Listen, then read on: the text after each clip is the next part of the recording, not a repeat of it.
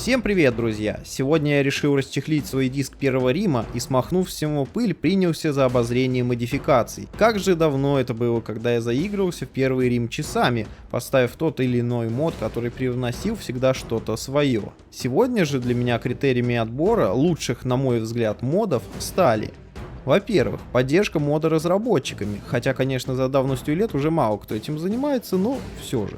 Второе. Активность в обсуждениях мода на форумах ТВ-центра, Империала и других, что немаловажно. В-третьих, я учел степень переработки в моде базовой игры и ее механик, степень историчности. Ну и в-четвертых, мое собственное мнение о том или ином творении никто не отменял.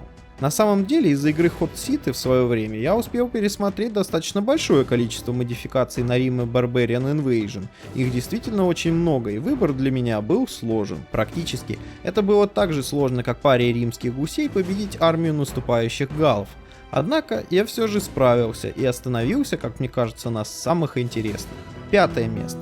Хегемония City States. Я долго думал, с какого мода начать свой топ. На Первый Рим было выпущено множество модификаций за все эти годы, и выбор для меня был действительно сложен.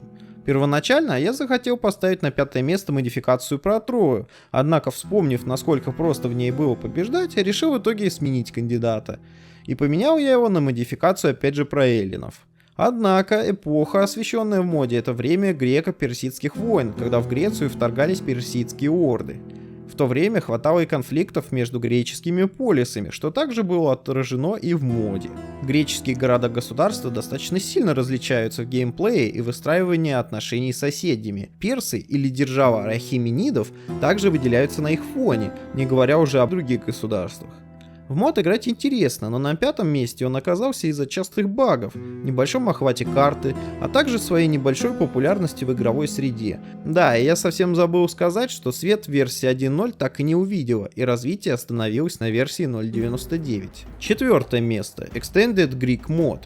Если вы любите Древнюю Грецию так же, как люблю ее я, этот мод точно вам понравится. Помимо внедрения карты Mundus Magnus, охватывающей большую часть древнего античного мира, мод предлагает полную ребалансировку игровых фракций. Основной упор, конечно же, сделан на греческие государства, не зря же он имеет такое название. Но ни варвары, ни богатые державы Востока не обделены вниманием.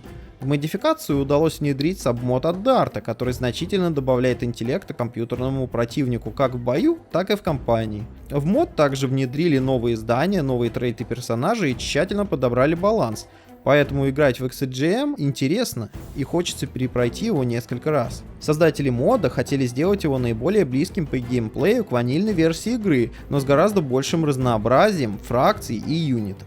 Также к этой модификации Рима есть значительное количество сабмодов, которые улучшают те или иные фракции, а то и переносят нас во времена войн диадохов Александра Великого. На четвертое место мод угодил из-за близости к ванильной версии игры, а также не столь большой переделки всей игровой среды, как следующие наши кандидаты. Третье место. Четвертая эпоха и огнем и мечом Total War. Третье место делят между собой сразу два мода, лидера из которых я выделить не смог. Оба представляют собой полные конверсии оригинальной игры, в первом случае по мотивам книг Толкина, во втором по истории Восточной Европы 17 века. Эти два мода, как вы наверняка догадались, это мод четвертой эпохи и огнем и мечом. Я думаю, многие играли в эти моды и согласятся со мной, что для столь древней игры, как Rome Total War, они выглядят действительно круто и значительно выделяются на фоне конкурентов. Детальная проработка своих миров, хоть и не лишенная багов и недочетов, завораживает. Создатели четвертой эпохи постарались во всей красе показать развитие этой эпохи в Средиземье, мира людей и борьбу остатков эльфов и гномов за территории. В моде огнем и мечом упор сделан на историзм и разнообразие войск 17 века, века бунтажного для России и Украины. Вы можете подумать, почему так низко находятся два таких великолепных мода, ведь они представляют собой полную переделку оригинальной игры. А все дело в том, что оба мода уже заброшены. Создатели давно перешли на движок Medieval 2, и это понятно. Но в рейтинге модов на Рим это им очков не добавляет. Также могу сказать, что в случае огнем и мечом движок Рима все же не очень подходит для огнестрела. Авторам хоть и удалось передать разницу урона огнестрельного оружия в зависимости от дальности ведения огня, но часто эта функция работает несколько криво. В обоих модах компьютерный интеллект не так хорош, как хотелось бы. Он часто прет напролом и гибнет в первые минуты боя. Он также часто выдает такие кульбиты, что разбить армию под управлением компьютерного противника в этих модах не составит труда. На этом минусы, пожалуй, заканчиваются. Разработчики проделали действительно огромную работу. В моды играть интересно и захватывающе. Но при возможности я бы посоветовал поиграть в эти моды на более современном и подходящем движке Medieval 2. Второе место. Europa Barbarorum и Invasion Barbarorum. На втором месте вновь две отличные модификации. В них внимание к точности стратегической карты, названиям городов и поселений, войскам, деталям одежды, оружия, сбруи лошадей поставлено на первое место. В них множество исторических отсылок. Первый из модов — это Европа Барбарарум, или, проще говоря, Европа Варварская. Мод, ставший настоящей вехой в развитии модификации Рима, подарил нам настоящий живой учебник истории. Не зря в состав разработчиков входили дипломированные историки. Пример можно привести то, что галлы в моде правильно разделены на несколько племен, эдуев и арвернов, например, а нация Британия, как в оригинальном Риме, нет и подавно. Все государства, доступные для игры, названы согласно историческим документам. Геймплей за них тоже сильно отличается. В мод введена система найма войск в зависимости от региона.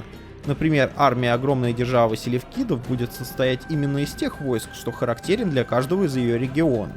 Загрузочные экраны, музыка, вооружение и вид войск — все здесь согласуется с историческими данными. Геймплей развивается неспешно, с деньгами обычно туго, и в игре не будет гегемона на старте. Этот мод определенно для тех, кто любит погрузиться в историю, притом достаточно надолго. Отдельное слово про персонажей, за их развитием действительно хочется следить благодаря системе разнообразных трейтов и достижений. Однако у мода есть и минусы. Компьютерный интеллект остался от оригинала, нередки вылеты из-за обилия скриптов. Хорошо, что в большинстве своем это правится с модами от поклонников. Второй же мод, стоящий на той же ступени, что и Европа Варварская, это мод про времена турбулентности в Римской империи, Invasion Barbarorum, или Вторжение варваров. Создатели мода приняли оригинальное решение, разделив его на несколько отдельных модификаций, каждая из которых посвящена своему времени и своей кампании. Все они отличаются продуманностью и исторической достоверностью. Может и не такой, как в варварской Европе, но на весьма достойном уровне. И здесь ведет себя гораздо агрессивнее, и выиграть кампанию будет весьма непросто. Конечно, одной из изюминок мода является игра, а точнее попытка выжить за Западную Римскую империю, задача с которой справится не каждый. У меня, например, не получилось. В свое время мне посчастливилось играть в Hot Seat с друзьями по этому моду, и это было действительно увлекательно.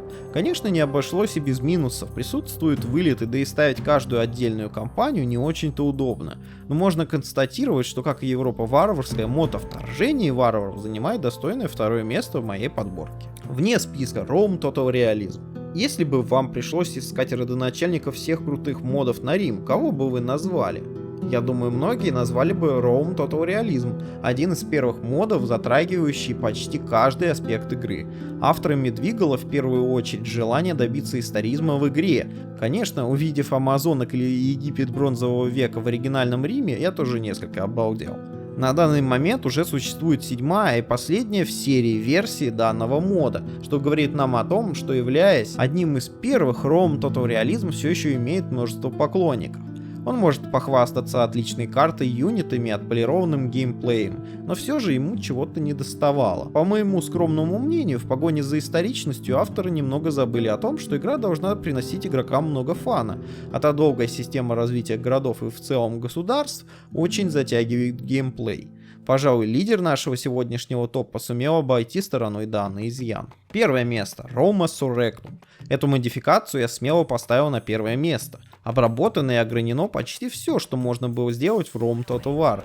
Хоть в основном уклон сделан на Риме и его противниках, другие фракции ничуть не обделены вниманием. Прекрасно сделанные юниты, здания, красивая карта кампании, от которой очень сложно оторвать свой взгляд. Все это мод Roma Surrectum, третья часть которого вышла относительно других модификаций совсем недавно. Достоинства мода не заканчиваются уже перечисленными. Удобный лаунчер позволяет запускать разные кампании сразу, ничего не устанавливая дополнительно, чем грешит тот же Invasion Barbarorum. Множество исторически достоверных юнитов, обширные возможности ведения кампании и найма войск, все это можно записать в большие достоинства мода. Здесь переработано практически все, что можно было переработать. Компьютерному интеллекту тоже очень хорошо вправили мозги, так что бросать конницы на пике, как в свое время делал Dio, он не будет. Геймплей за все фракции отличается весьма сильно, что увеличивает реиграбельность. Графика выглядит очень сочно, иногда на минуту забываешь, что это сделано на римском движке. Можно многое сказать об этом моде, о том, что он до сих пор поддерживается своими разработчиками, несмотря на то, что есть версия для второго Medieval, и о том, что почти на всех форумах он является самым популярным в обсуждениях. Одно точно, Roma Surrectum не зря занимает первое место в моем топе модификаций для Rome Total War и Barbarian Invasion. Спасибо за внимание, друзья. Если вам понравилось это видео, не забудьте подписаться, поставить лайк и нажать на колокольчик.